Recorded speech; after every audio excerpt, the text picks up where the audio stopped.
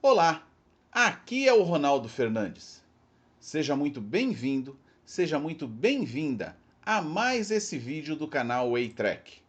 E hoje vamos falar sobre zona primária e zona secundária. Você sabe qual é a diferença entre esses dois locais, a zona primária e a zona secundária? É importante ter em mente que os recintos alfandegados passam por classificação para facilitar o controle aduaneiro. Vamos começar pela definição de zona primária e zona secundária, e depois abordaremos algumas diferenças entre as duas. Zona primária é um termo muito utilizado quando o assunto é logística internacional. Trata-se da parte do território alfandegado onde ocorrem as operações de carga e descarga de mercadorias vindas do exterior ou rumo a outro país. A zona primária é um recinto alfandegado controlado por autoridades aduaneiras.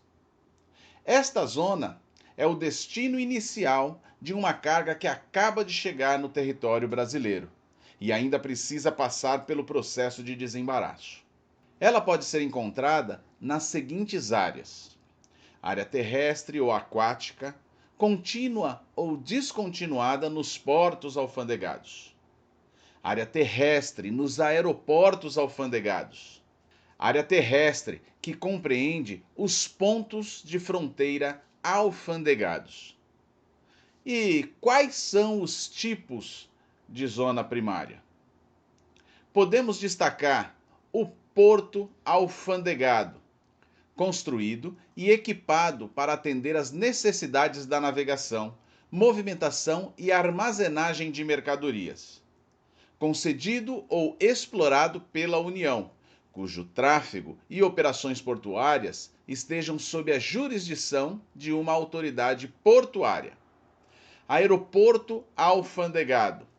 Os aeroportos alfandegados possuem algumas partes de destaque na organização da alfândega que o jurisdiciona, entre os quais podemos destacar pista, bagagem, conferência de despacho aduaneiro, tributação, revisão do despacho e administração.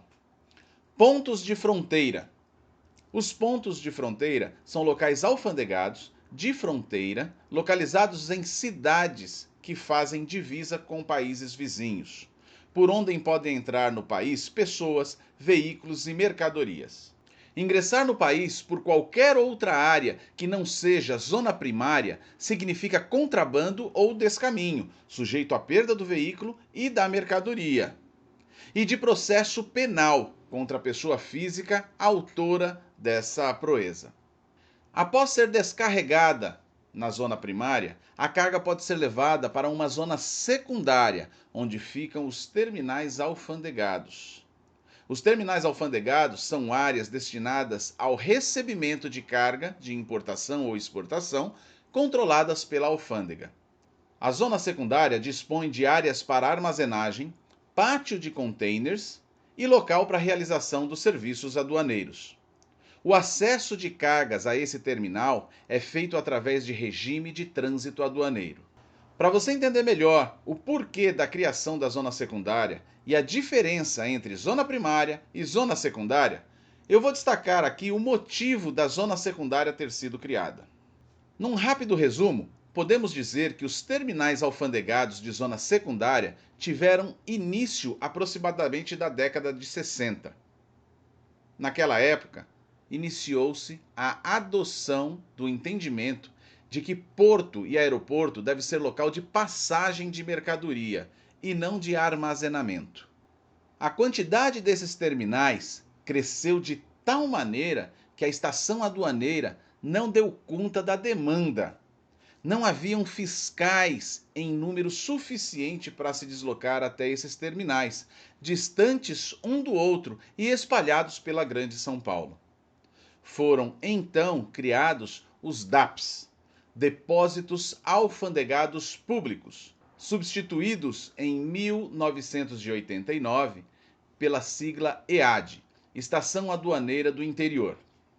Em ambos recintos alfandegados existem servidores da Receita Federal para os trâmites de liberação alfandegária das cargas. É importante que os importadores analisem seus negócios a fim de verificar a possível vantagem de transferir as suas cargas para a zona secundária, seja por valor de armazenagem a ser pago, aí tem que ver também o valor da remoção, ou pelo tempo previsto para a liberação da carga.